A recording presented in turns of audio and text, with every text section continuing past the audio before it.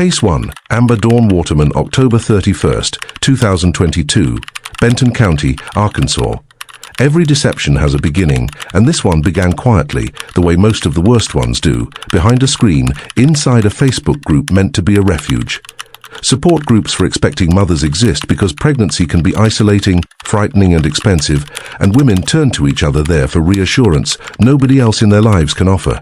It was into one of these very groups that a profile calling itself Lucy Burrows quietly appeared in the fall of 2022. Behind that profile was 42-year-old Amber Dawn Waterman of Pineville, Missouri. Waterman built Lucy carefully, a warm, approachable persona who seemed genuinely interested in helping other women navigate the stress of pregnancy. She scrolled, she commented, she waited. And eventually, she found 33-year-old Ashley Bush.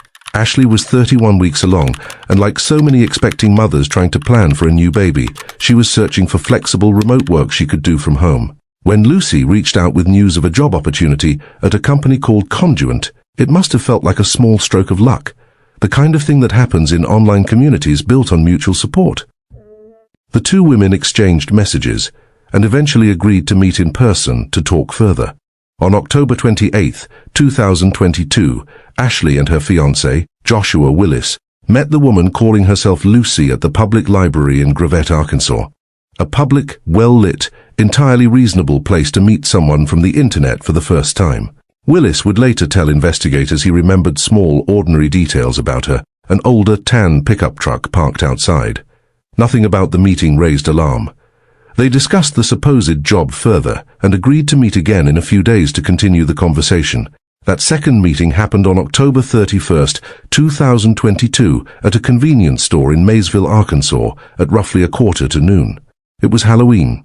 Somewhere in Benton County, families were preparing porches for trick-or-treaters, buying candy, planning costumes. And at that gas station, Ashley Bush, 31 weeks pregnant, climbed into a vehicle with a woman she believed was going to help her build a better life for the child she was carrying. She was never seen alive again. Waterman drove her north, across the state line into Pineville, Missouri, to the property she shared with her husband on Laughlin Ridge Road. What happened there is almost too disturbing to hold in your mind for long, and we won't linger on the clinical details, but the outcome was this. Waterman ended Ashley's life, and in the hours that followed, carried out an act so calculated and so monstrous that investigators later said it was among the worst they had ever encountered in their careers. She had for weeks been planning to remove the unborn child from Ashley's body and raise the baby as her own. The infant, who Ashley and Joshua had already chosen to name Valkyrie Grace Willis, did not survive. Waterman then attempted to set fire to Ashley's remains, apparently hoping to erase what she had done. When Ashley failed to return home that evening, Joshua Willis did what any partner would do. He called the police.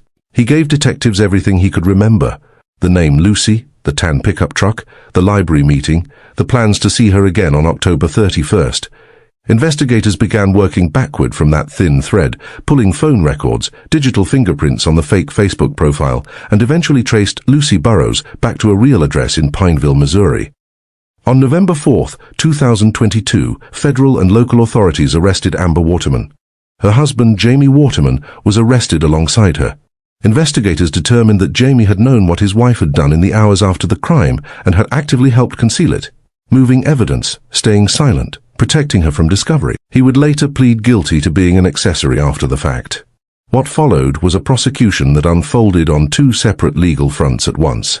Because Waterman had transported Ashley across a state line, federal prosecutors in the Western District of Missouri built a kidnapping case, one of the most serious charges in the federal system, carrying the weight of a potential death sentence of its own.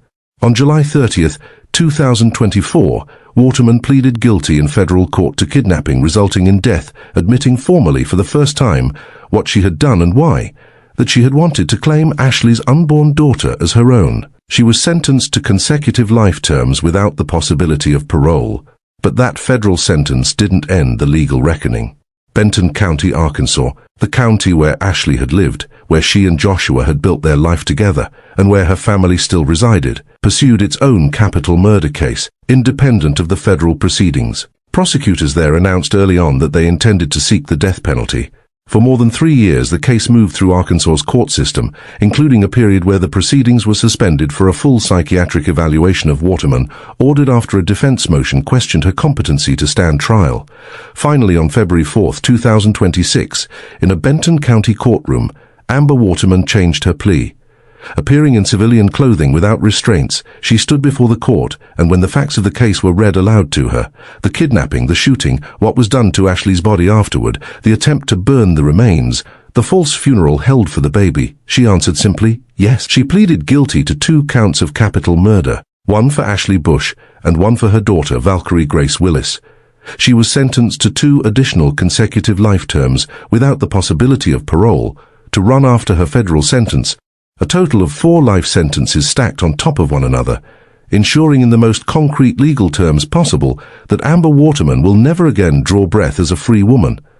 In the courtroom that day, Benton County prosecuting attorney Josh Robinson read victim impact statements aloud on behalf of Ashley's family. Her aunt wrote that more than anything else in the world, Ashley had wanted to be a mother.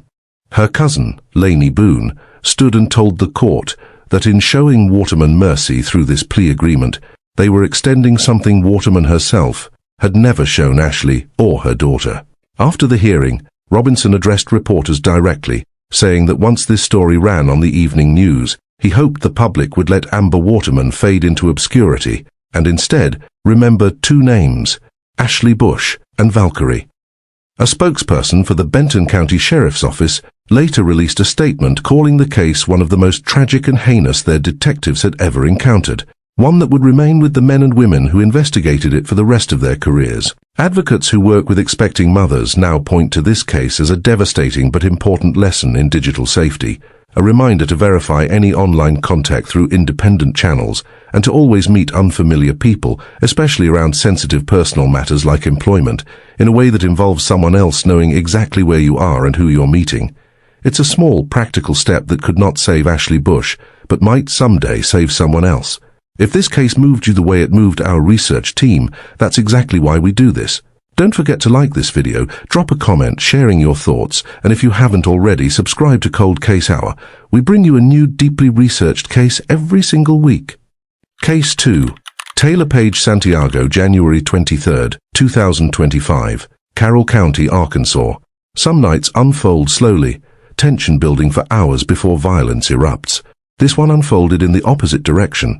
A single decision, made in the span of a heartbeat, that then played out across 2 states in a matter of hours.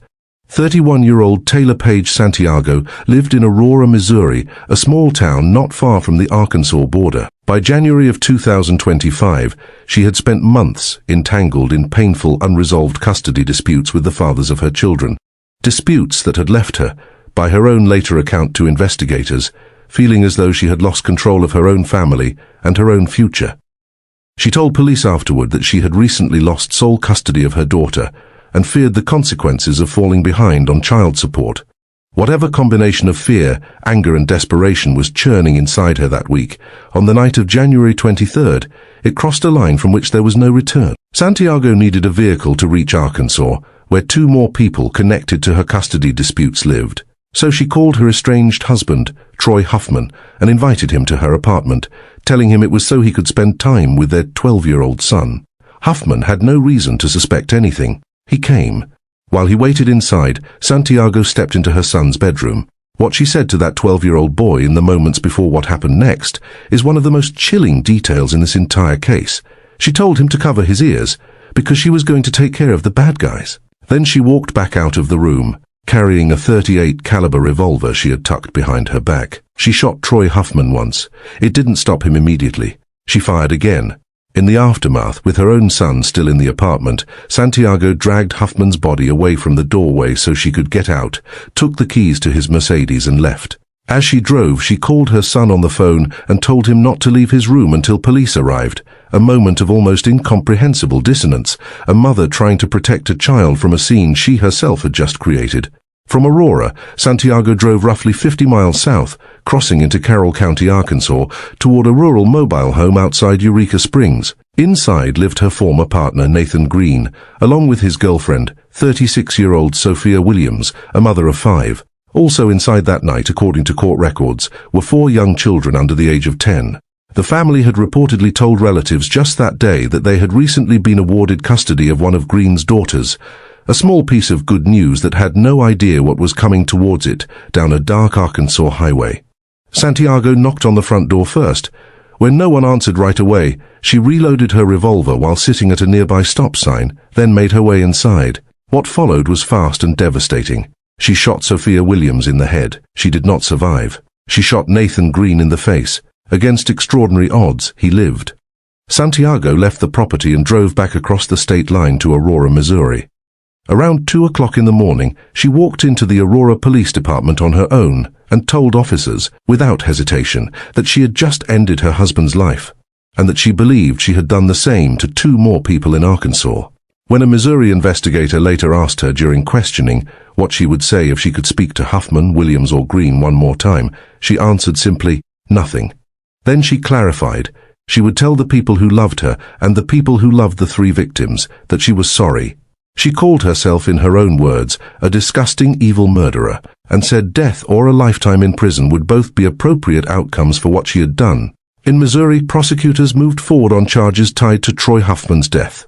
Santiago pleaded guilty to first-degree murder and additional related charges, and in April of 2025 was sentenced to life in prison without parole, plus an additional 41 years to be served consecutively. That, however, was only half of the reckoning still ahead of her. Carroll County, Arkansas prosecutors filed their own charges: first-degree capital murder for the death of Sophia Williams, attempted first-degree capital murder for the shooting of Nathan Green, along with residential burglary, battery, and 4 separate counts of endangering the welfare of a minor tied to the children who had been inside that trailer. For a period, Santiago attempted to represent herself in the Arkansas proceedings, a request that required the court to order a mental evaluation before it could even be considered. Ultimately, on May 4, 2026, in Carroll County Circuit Court in Berryville, Santiago entered a guilty plea. Circuit Judge Scott Jackson, addressing the courtroom, described the plea agreement as the conclusion, in a court of law, of what he called a horrible episode. Santiago pleaded guilty to first-degree capital murder for Sophia Williams's death and to first-degree attempted capital murder for the shooting of Nathan Green. In exchange, prosecutors agreed not to pursue convictions on the remaining lesser charges. She was sentenced to a second consecutive life sentence, without the possibility of parole, layered on top of her Missouri sentence, meaning that between both states, Taylor Santiago now carries the equivalent of more than 1 full lifetime behind bars, with no mechanism under either state's law that could ever result in her release. Advocates who work in family law point to this case again and again in discussions about the danger custody disputes can pose when threats of violence go unheard or unreported.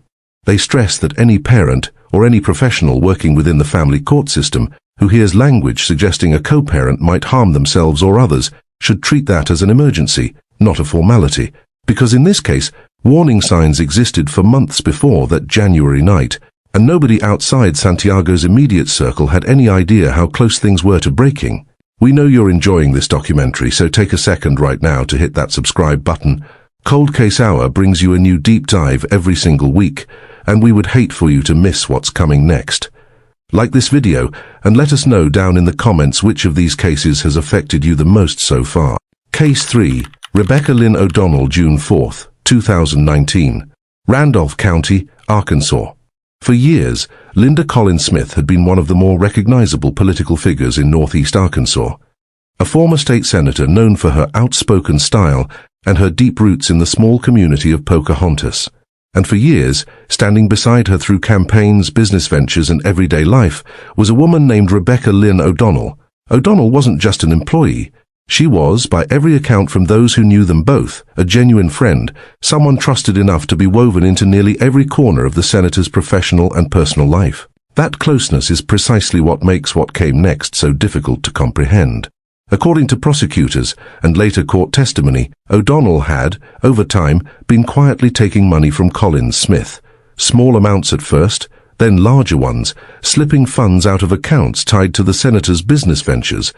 Whether Collins Smith fully realized the scale of it before June of 2019 remains unclear. What is clear is that when she began asking pointed questions about missing money, Something inside her longtime aide shifted from anxious concealment into rage. In June of 2019, O'Donnell drove out to Colin Smith's home on Highway 90, just outside Pocahontas. What happened inside that house that day brought a violent end to Linda Colin Smith's life. In the aftermath, O'Donnell dragged her body outside the home and concealed it beneath a tarp, an act that would buy her time, but also one that would come to define the horror of this case for the family left behind. Colin Smith's body was discovered on June 4, 2019. The scene that greeted investigators, and later, tragically, her own son, was so disturbing that authorities could not immediately confirm her identity through visual means alone.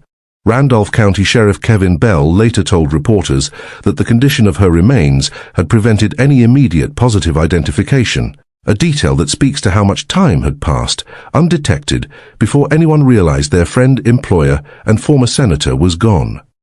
10 days after the discovery, on June 14th, investigators arrested Rebecca O'Donnell and charged her with capital murder, tampering with evidence, and abuse of a corpse. She initially pleaded not guilty, and for more than a year, the case moved through Arkansas's court system, delayed repeatedly as multiple judges and even a prosecutor recused themselves from the proceedings, given the case's high profile and the community ties involved. While O'Donnell awaited trial in the Jackson County Detention Center, the case took a turn that shocked even the investigators who had already spent a year immersed in its darkest details. 4 separate inmates independently came forward to Arkansas State Police, describing a disturbing pattern. O'Donnell, they said, had been actively trying to recruit them into a murder-for-hire plot targeting people connected to her own case. Her alleged targets included Colin Smith's ex-husband, his new wife, and even the judge originally assigned to preside over her trial. According to the inmates, O'Donnell hoped to stage her ex-husband's death to look like a suicide, eliminating a key witness, while simultaneously destroying incriminating evidence, including security footage that had captured her inside the senator's home holding a knife in the moments after the killing. Investigators later confirmed that O'Donnell had also been quietly selling gold and silver coins taken from inside Colin Smith's house in the weeks that followed. Facing the very real possibility of a death sentence if the case went to trial, O'Donnell accepted a plea agreement. On August 6, 2020, in a Randolph County courtroom, she stood before the court and changed her plea. She pleaded guilty to first-degree murder and abuse of a corpse, and entered no contest pleas to 2 separate counts of solicitation to commit murder tied to the jailhouse plot. Speaking directly to the judge, she said, "I went to Linda's house and I intentionally killed her and then hid the body."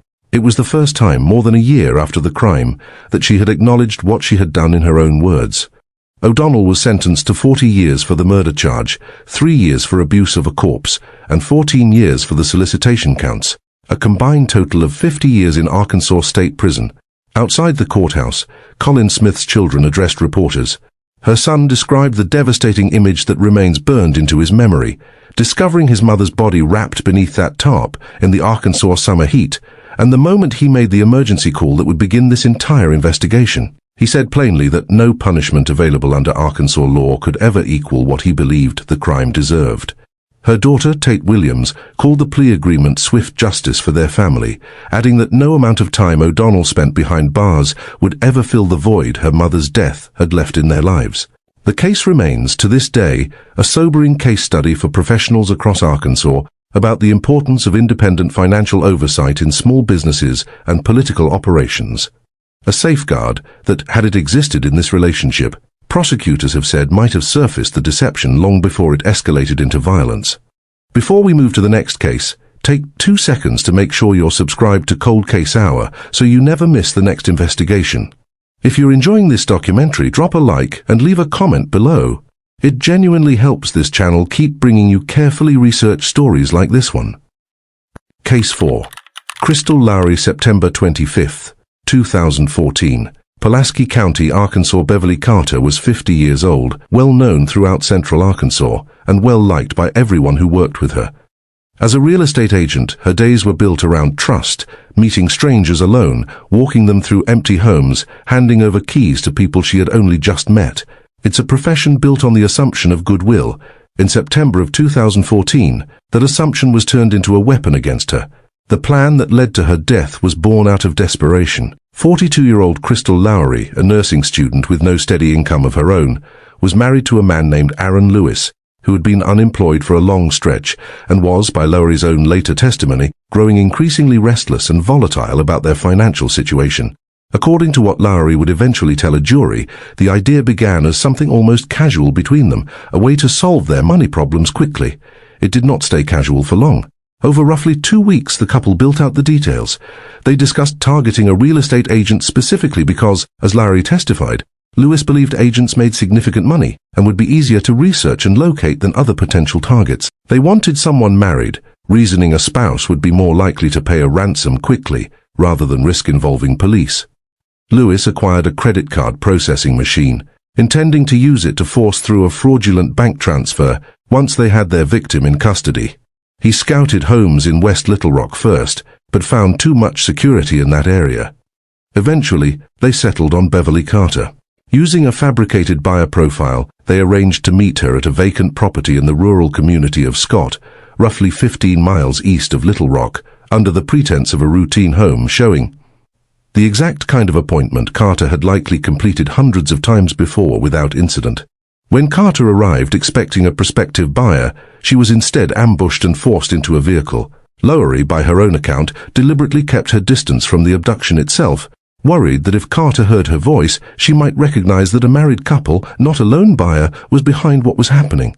The original plan called for holding Carter at an abandoned building on the grounds of a concrete plant where Lewis had once worked, using that isolation to negotiate the ransom. But the couple hadn't accounted for recent changes at the property that made their intended hiding spot unusable. As their plan collapsed in real time, panic set in. Rather than release her, they restrained Carter and bound her, and in the chaos of that unraveling scheme, she did not survive. Her body was buried in a shallow grave behind the same concrete plant.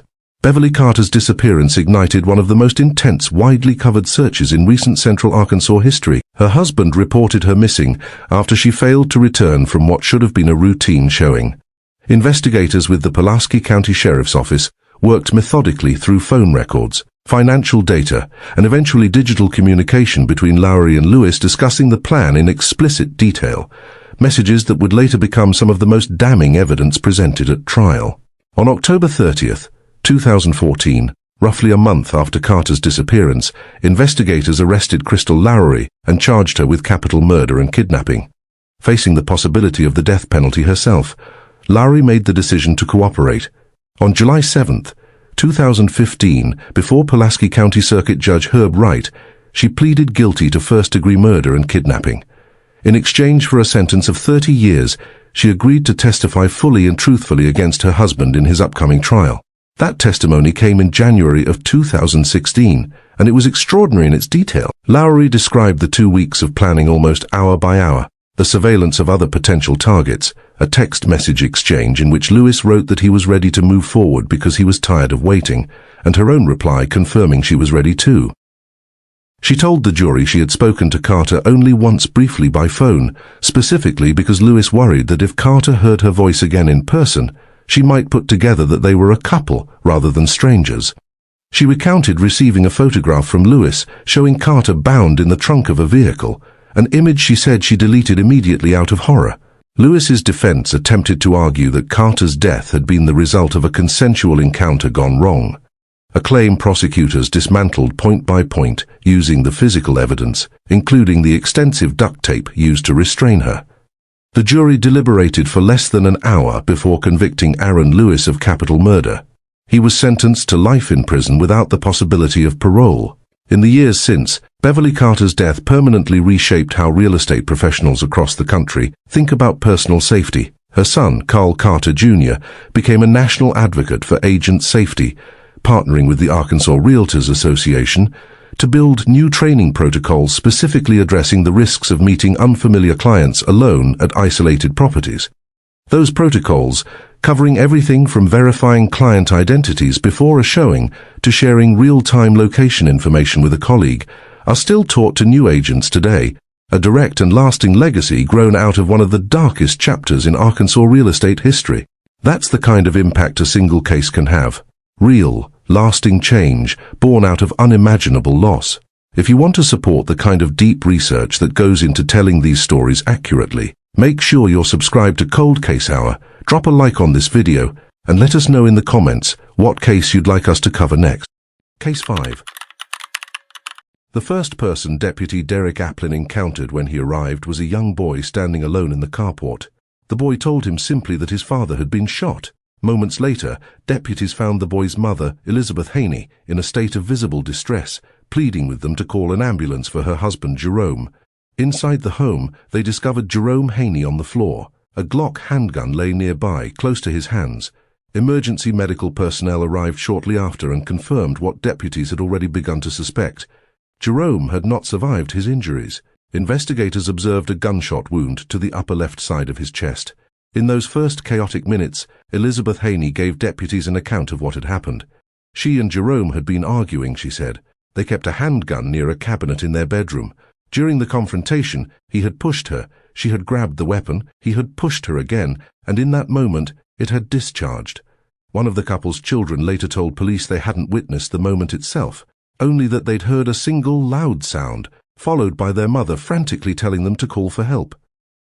Other children in the home described a pattern that had existed in the household for some time, arguments between their parents that occasionally turned physical, though, they said. It had generally involved pushing rather than anything more severe.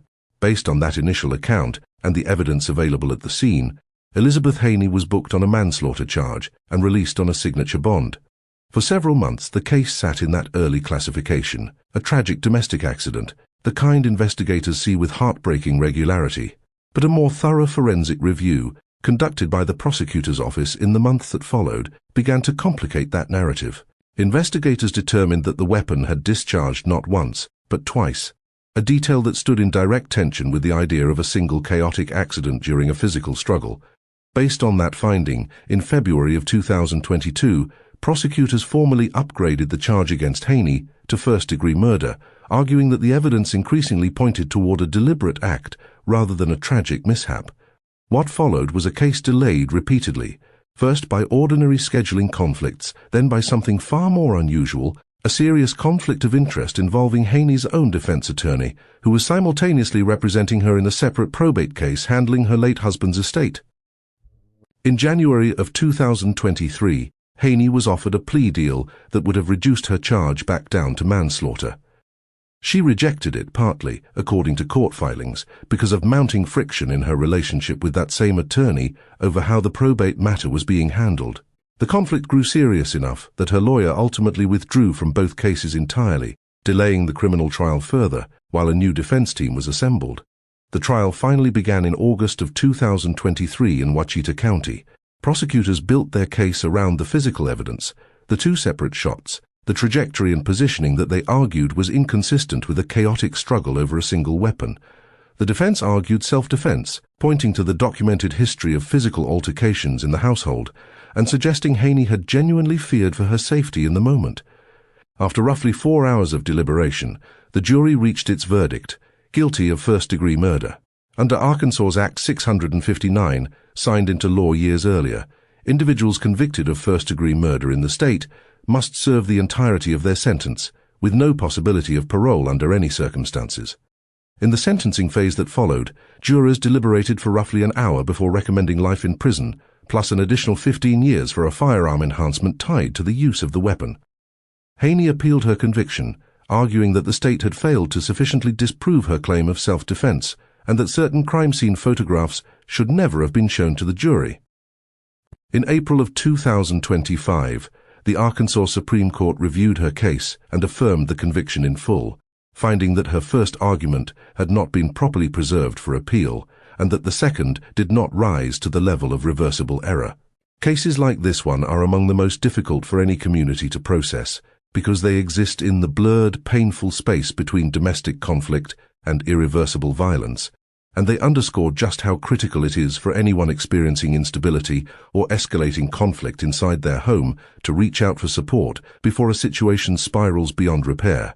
The National Domestic Violence Hotline is available around the clock, completely free and confidential, for anyone who needs somewhere to turn. If this story hit close to home for you or for someone you know, we want to hear from you in the comments. And if you haven't already, hit that subscribe button. Cold Case Hour is building a real community around these stories, and we'd love to have you as part of it. Case 6. Christina Marie Riggs, November 4, 1997, Pulaski County, Arkansas. This is, without question, the hardest case in this documentary to tell, and we're going to handle it with the care it deserves. Christina Marie Riggs was born in 1971 in Lawton, Oklahoma, and grew up in Oklahoma City before eventually settling in Sherwood, Arkansas. By her mid-20s, she had built a life that from the outside looked stable, a career as a licensed practical nurse, a marriage, and 2 young children she adored, 5-year-old Justin Dalton Thomas and 2-year-old Shelby Alexis Riggs. What almost no one around her fully understood was the depth of the depression she had been quietly carrying, or the personal and financial strain compounding beneath the surface of her daily life. In the fall of 1997, something inside Christina Riggs reached a breaking point. She began to plan, methodically, using the medical knowledge her nursing career had given her, an act that would end both of her children's lives, and, she intended, her own as well. She told an Arkansas newspaper years later from her cell that she had believed at the time she was planning something painless, something almost merciful, though nothing about what actually unfolded matched that intention. On the night of November 4, 1997, Riggs gave both of her children doses of a sedating antidepressant, hoping to bring them gently into unconsciousness before what came next. When that did not fully work on her son, she turned to a drug she had access to through her nursing work, hoping it would bring a quick and peaceful end. Instead, the injection caused him visible, immediate distress, and in her own panic and grief at what she was witnessing, she smothered him. She then went to her 2-year-old daughter's room and did the same.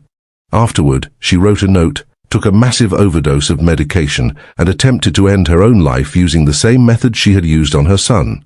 The following morning, Riggs's own mother arrived at the home, expecting an ordinary visit, and instead made the discovery that would come to define this entire case. Her grandchildren gone, and her daughter unconscious on the floor nearby. Emergency responders arrived and were able to revive Riggs. She was taken into custody and charged with 2 counts of capital murder. Her 1998 trial became a national story, not only because of the horror of what had happened, but because of the extraordinary way Riggs chose to handle her own defense once a jury found her guilty. During the sentencing phase, she instructed her attorneys not to present a single piece of mitigating evidence on her behalf. No testimony about her mental state, no account of her own history, nothing that might have persuaded the jury toward leniency. She told the jury directly, in her own words, that she wanted to be sentenced to death, because she wanted, more than anything, to be with her children again. The jury granted her request. Christina Riggs became the first woman sentenced to death in the state of Arkansas since 1845, a gap of more than 150 years. In the 2 years that followed, Riggs waived nearly every opportunity available to challenge her sentence, allowing only the automatic mandatory appeals required by law to proceed and declining to pursue anything further. On May 2, 2000, she was executed by lethal injection at the Cummins unit, becoming only the 2nd woman in Arkansas's history to be legally executed by the state. As she was prepared for the procedure, she offered a final statement, saying there was no way to express how deeply sorry she was for taking her children's lives, and that she hoped, somehow, to finally be with them again. Witnesses reported that in her last moments, she whispered their names. We share this case not for shock value, but because stories like this one point directly to something urgent and important, the critical need to recognize severe depression and postpartum-related mental health crises before they ever reach this point. If you or someone you know is struggling and needs somewhere to turn, the 988 Suicide and Crisis Lifeline is free, confidential, and available every single hour of every single day. This one was heavy, and we appreciate you staying with us through it. If you'd like to support this channel's commitment to telling these stories responsibly and with care, please like this video, leave a comment, and make sure you're subscribed to Cold Case Hour. Case 7, Brittany Ariel Garza, December 19, 2020. Pulaski County, Arkansas. Charles Segrist Sr. was, by every account from the people who loved him, exactly the kind of man a neighborhood builds itself around. At 69 years old, he was a father of 5 and a grandfather to 17 grandchildren, living quietly in the Oak Grove area near North Little Rock, Arkansas. His home on Price Lane was the kind of place where family gathered, where holidays were celebrated, and where, on the night of December 19, 2020, everything changed in an instant. Just 1 week earlier, Brittany Ariel Garza had turned 20 years old. What drew her to Segrist's home that night, prosecutors would later establish had nothing to do with him personally at all. No relationship, no dispute, no connection of any kind between the two of them. She entered his residence and in a matter of moments walked up behind him and fired a single close-range shot. Later that evening, a friend stopped by to check on Siegrist, as neighbors in that close community often did for one another. Finding his front door standing open, utterly out of character for him, the friend immediately called for help. Deputies arriving at the scene found Siegrist had lost his life, with a single spent shell casing resting nearby as the only physical trace of what had happened. Garza fled the property, but her freedom didn't last through the night. By early the next morning, December 20th, she had surrendered herself to the Pulaski County Sheriff's Office. After being read her rights, she gave detectives a confession, and then gave it again, a second time, with no apparent hesitation. What made her account so unsettling wasn't just that she admitted to what she had done, but the precision with which she described it. The exact layout of the home, the sequence of her movements, and the precise position in which Siegrist's body had come to rest. Details that matched the forensic evidence at the scene with startling accuracy. And then came the detail that has haunted this case ever since. When detectives pressed her for a motive, any reason at all, Garza told them there wasn't one. No grudge, no dispute over money or property, no prior relationship whatsoever with Charles Siegrist. She told detectives she had simply walked up behind him and fired because she wanted to. What followed was one of the longest pretrial periods in recent Arkansas history. For more than 5 years, Garza's case moved through an extended cycle of psychiatric evaluation and observation, as her defense team raised repeated questions about her mental competency. State medical experts who examined her over that period eventually reached a striking conclusion. Garza had been deliberately producing false mental health symptoms, hoping the court would divert her out of the traditional justice system and into a more comfortable psychiatric placement, rather than face trial and prison. Evaluators documented a consistent troubling pattern. Her behavioral outbursts, including repeated physical altercations with jail deputies while in custody, seemed to escalate reliably in the days surrounding each scheduled court appearance, only to subside again once the date had passed. While she was ultimately diagnosed with certain personality disorders, including antisocial and borderline traits, the experts who evaluated her determined that her actions on the night of the shooting had been the product of choice and control, not a qualifying mental illness under Arkansas law. On July 21, 2026, nearly 6 years after Charles Siegrist lost his life, Brittany Garza appeared before Circuit Judge Melanie Martin and pleaded guilty to a reduced charge of second-degree murder. As part of the negotiated agreement, Judge Martin sentenced her to 30 years in prison, and prosecutors agreed to dismiss 4 separate felony charges tied to her assaults on jail deputies, along with additional prior domestic violence and narcotics counts that had accumulated during her years in custody. For a family that had waited more than half a decade for any kind of resolution, the sentencing finally closed a chapter of uncertainty that had remained painfully open since the week before Christmas in 2020. While Siegrist's loved ones have said publicly that no length of sentence could ever replace what they lost, they have also expressed relief that the case's long, difficult limbo had finally come to an end. Cases without a clear motive are consistently among the hardest for investigators, prosecutors, and grieving families to process, and they are exactly why patient, methodical forensic and psychiatric work matters as much as it does. If you appreciate that kind of deep, careful investigation, that's exactly what we aim to bring you here every week. Like this video, drop a comment, and subscribe to Cold Case Hour if you haven't already. Case 8. Candace Chapman Scott, January 16, 2025, Eastern District of Arkansas, Federal Court, Little Rock. Not every case in this documentary involves a single, sudden act of violence against a living person. This one unfolded slowly, quietly, over the better part of a year, inside a place that should have been one of the most solemn and trusted in the entire state, and it victimized people who could no longer speak for themselves, along with the families who had trusted their final wishes to a stranger. 37-year-old Candace Chapman Scott worked as a mortuary technician at Arkansas Central Mortuary Services in Little Rock, a facility that handled cremation services on behalf of the University of Arkansas for Medical Sciences. The individuals who passed through that facility were, in the truest sense, gift givers, people who had made the profound decision to donate their bodies after death to medical research and to the education of future generations of doctors. Scott's job was to treat those donated remains and the trust the university and grieving families placed in her with the dignity that gift deserved. Instead, according to the federal investigation that would later unravel her actions, Scott used her position between October of 2021 and July of 2022 to take body parts that had been entrusted to her care before they could be properly cremated and returned to the university's program.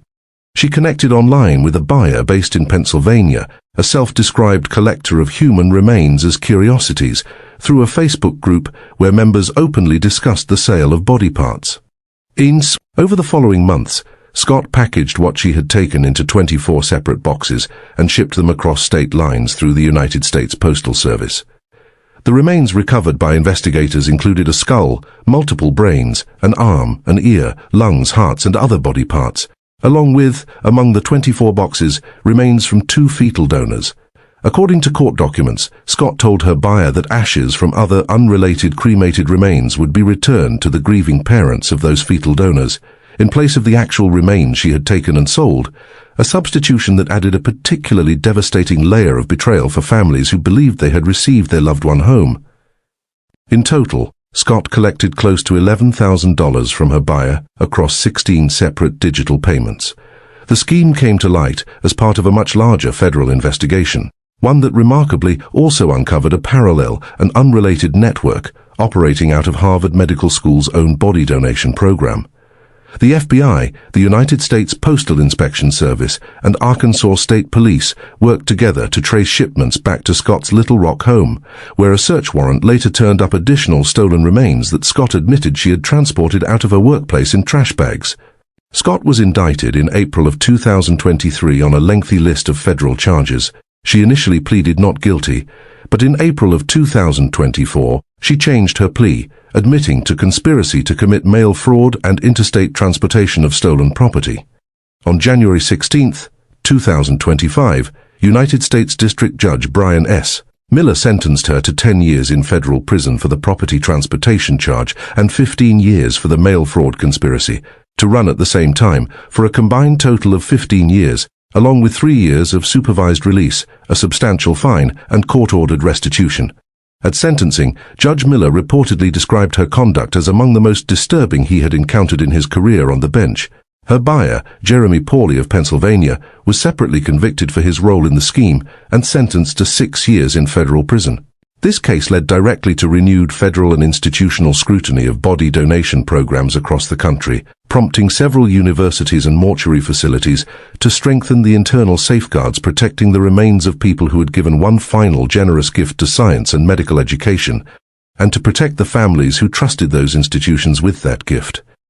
If you believe stories like this deserve to be told with care and accuracy, we genuinely appreciate you liking this video and leaving a comment. And if you're not subscribed yet, now's the time. Cold Case Hour brings you carefully researched cases like this every single week. Case 9. Megan Alice Henderson, April 28, 2025, Pulaski County, Arkansas. Some cases in this documentary hinge on a single act of blind rage. Others, like this one, are built on something far colder.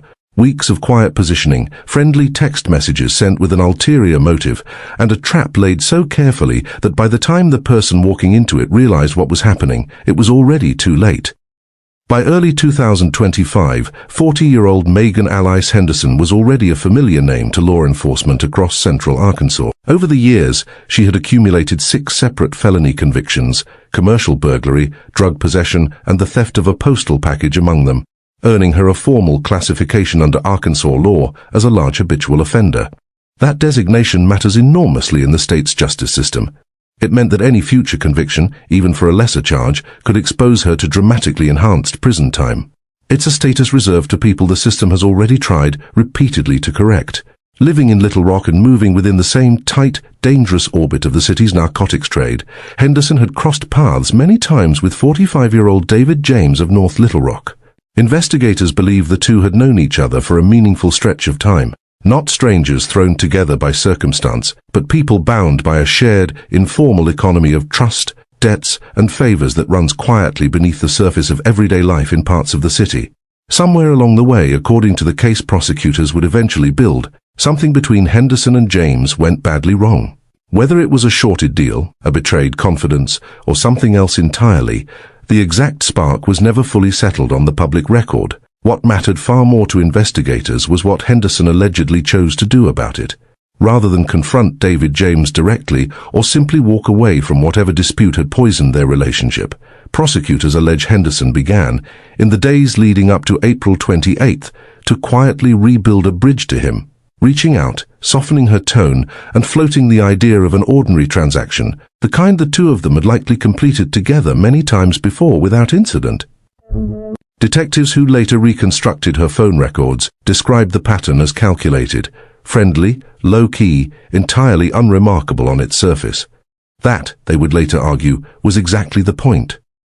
If David James had any lingering suspicion about their history, the tone of those messages was designed to erase it. In the meantime, according to the case built by Pulaski County homicide detectives, Henderson arranged for two armed accomplices to be in position near her residence, waiting out of sight, long before David James ever received an invitation to come by. Just before 3:30 in the morning on April 28, 2025, officers on patrol near the intersection of 15th and Commerce Street in Little Rock responded to reports of gunfire. What they found when they arrived was devastating. A man suffering from apparent gunshot wounds alone on the pavement in the pre-dawn dark. Emergency medical crews worked to save him, but his injuries were too severe and he did not survive. It would take investigators time and a full forensic identification process through the Arkansas State Crime Lab before they could officially confirm what many in the neighborhood already suspected. The man was 45-year-old David James. The investigation that followed was methodical, patient, and almost entirely built on digital evidence rather than eyewitness testimony, a deliberate strategy in a case tied to the narcotics trade where fear of retaliation routinely keeps potential witnesses silent. Detectives pulled cell tower records and text message history, mapping out a timeline that placed Henderson in direct, repeated contact with James in the days and hours before his death. Those same records placed her phone at or near the scene of the shooting itself. Perhaps most damning of all, evidence recovered from a co-defendant's device appeared to corroborate what investigators had begun to suspect from the very beginning, that this had not been a chance encounter that spiraled into violence, but something planned in advance, with James lured to a specific location at a specific time so that the two armed men waiting nearby could carry out an ambush the moment he arrived. Henderson was arrested and initially charged with capital murder, a charge that, under Arkansas law, exposed her to the possibility of life without parole or the state's ultimate penalty. Given the strength of the digital case being assembled against her and her already extensive criminal history as a classified large habitual offender, the exposure she faced if convicted at trial was staggering, potentially decades in prison even under a reduced charge, given how Arkansas's habitual offender enhancements stack on top of standard sentencing guidelines. Her public defender began negotiating with prosecutors almost immediately following her arrest, working to avoid both the uncertainty of a jury trial and the possibility of a sentence that could keep Henderson behind bars for the remainder of her natural life. Those negotiations stretched on for more than a year. Finally, on July 9, 2026, Megan Henderson appeared before Pulaski County Circuit Judge Melanie Martin and entered a guilty plea to a reduced charge of second-degree murder. In exchange for her plea, prosecutors agreed to withdraw the capital murder charge that had hung over her for more than 14 months. Judge Martin sentenced her to 15 years in prison for her role in what the court record now formally describes as orchestrating the fatal ambush that claimed David James's life. For James's family, the resolution offered something that a lengthy, uncertain trial rarely can: a guaranteed outcome, a public and formal acknowledgement on the record of exactly what had been done to someone they loved, and closure without the added trauma of sitting through a trial built on some of the darkest corners of the neighborhood their loved one had called home. It did not undo what happened that early morning at 15th and Commerce Street, but it closed the file and gave a grieving family a place to finally set down some of the weight they had been carrying since April. This case stands as a sobering illustration of how quickly and how quietly a personal dispute inside Arkansas's underground drug economy can escalate into premeditated, irreversible violence, and how patient, painstaking digital forensic work, piecing together phone records and location data one fragment at a time, is increasingly what brings grieving families the answers and the accountability they are owed. If a case like this teaches us anything, it's that no dispute, no debt, and no grudge was ever worth what was lost on that street corner in the final dark hour before sunrise. Before we move into our final case tonight, and trust us, it's one of the most emotionally charged stories in this entire documentary, take 2 seconds and make sure you're subscribed to Cold Case Hour. If you're finding value in this deep dive research, drop a like and let us know in the comments which case has stayed with you the longest. Case 9. Megan Alice Henderson, April 28, 2025, Pulaski County, Arkansas. Some cases in this documentary hinge on a single act of blind rage. Others, like this one, are built on something far colder.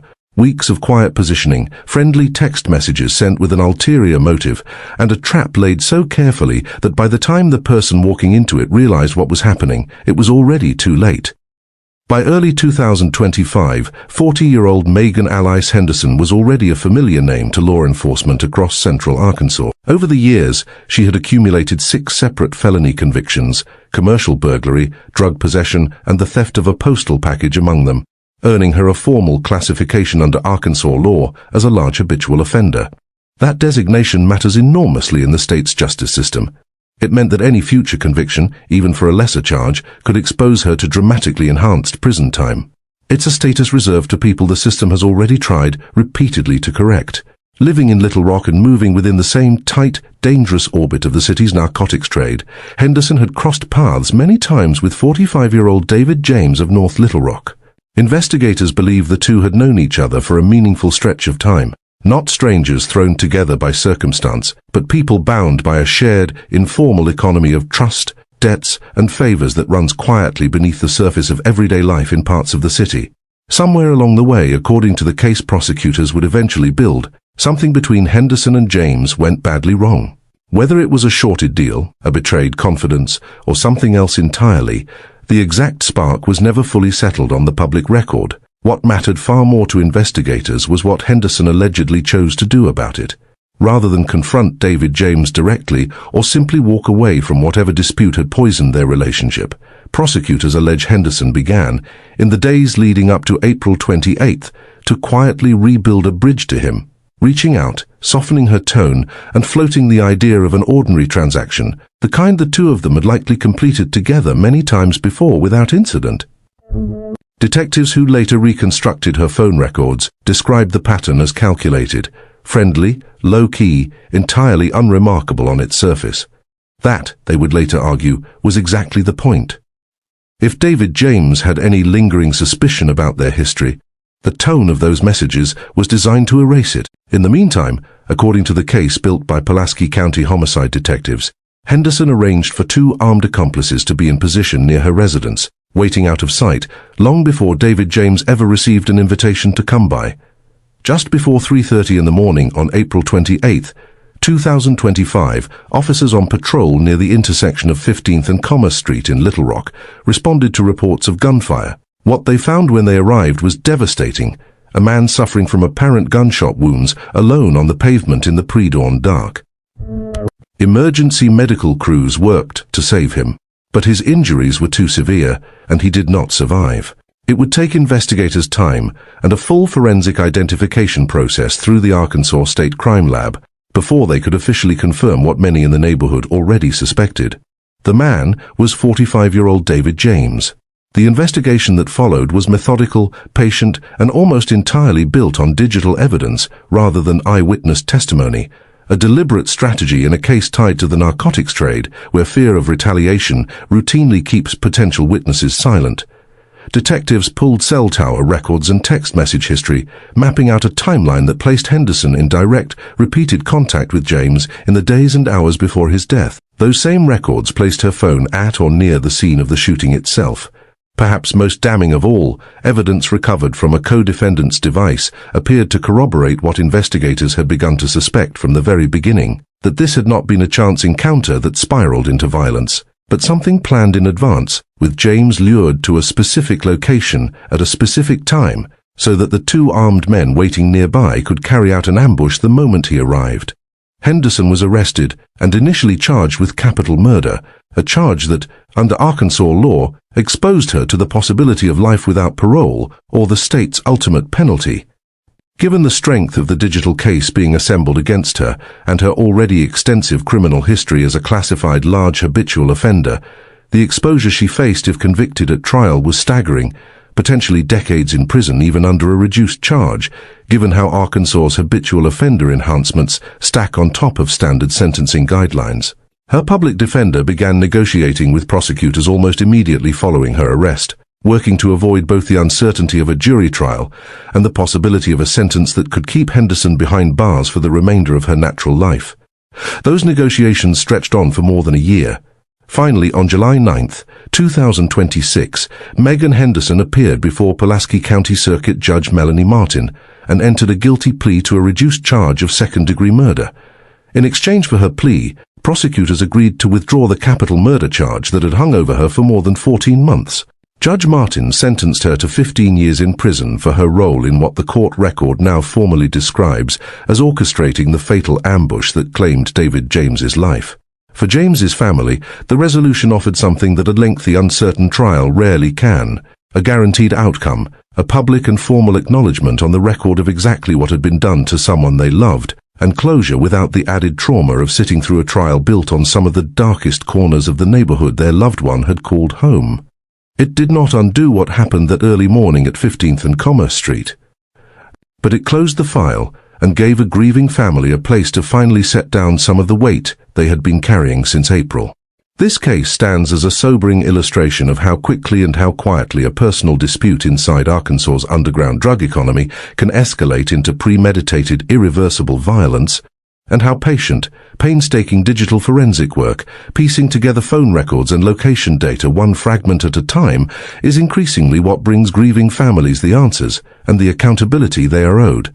If a case like this teaches us anything, it's that no dispute, no debt, and no grudge was ever worth what was lost on that street corner in the final dark hour before sunrise. Before we move into our final case tonight, and trust us, it's one of the most emotionally charged stories in this entire documentary, take 2 seconds and make sure you're subscribed to Cold Case Hour. If you're finding value in this deep dive research, drop a like and let us know in the comments which case has stayed with you the longest. 10 names. 10 Arkansas counties, 10 nights when the person a victim trusted, a friend, a wife, a mother, a co-worker, a stranger dressed up as a kind one, became the last person they ever saw.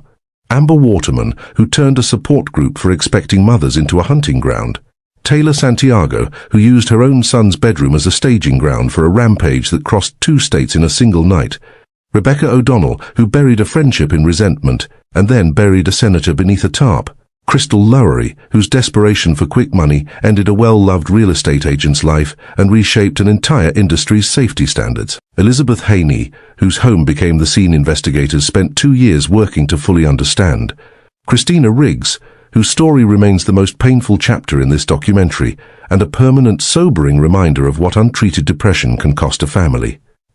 Brittany Garza, whose case sat unresolved for more than 5 years because no one, not even trained forensic psychiatrists, could immediately find a motive to explain it. Candace Chapman Scott, who violated a trust that families place in institutions at their most vulnerable moment. Megan Henderson, whose 15-year sentence closed a case built almost entirely on patient digital detective work. And Shauna Cash, whose split-second decision at a gas station ended the life of a 23-year veteran officer and reshaped a small town's relationship with grief. What ties these 10 cases together isn't just that they happened in Arkansas, or that the state's prosecutors and juries pursued every one of them to a resolution. It's what each case reveals about the systems around us, the online spaces where trust can be manufactured and exploited, the family courts that need to treat threats of violence as emergencies rather than formalities, the workplaces and institutions that hold something as sacred as human remains, and the homes where conflict, left unaddressed, can quietly escalate for years before anyone outside those walls understands how serious it has become. Every one of these cases ended the same way, with investigators who didn't stop looking, prosecutors who built their cases fact by fact, and juries or judges who ultimately delivered accountability, even when it took months, or in some cases more than 5 years, to get there. That's not a small thing. Behind every court date and every plea hearing in this documentary was a family who needed to know, definitively, what had happened to the person they loved, and a justice system that case after case gave them that answer. If any part of tonight's documentary affected you, we'd encourage you to reach out to the resources we mentioned along the way: the National Domestic Violence Hotline, the 988 Suicide and Crisis Lifeline, or organizations supporting the families of fallen law enforcement officers. These cases are difficult to sit with, but the people and services behind those resources exist for exactly this reason, and they're available to anyone who needs them anytime. Thank you for spending this time with us, and with these 10 stories. If tonight's documentary moved you, taught you something, or simply kept you watching until the very end, that's exactly why Cold Case Hour exists. Please take a moment to like this video, leave a comment telling us which case stayed with you the longest, and if you haven't already, subscribe so you never miss the next deep dive. We'll see you in the next one.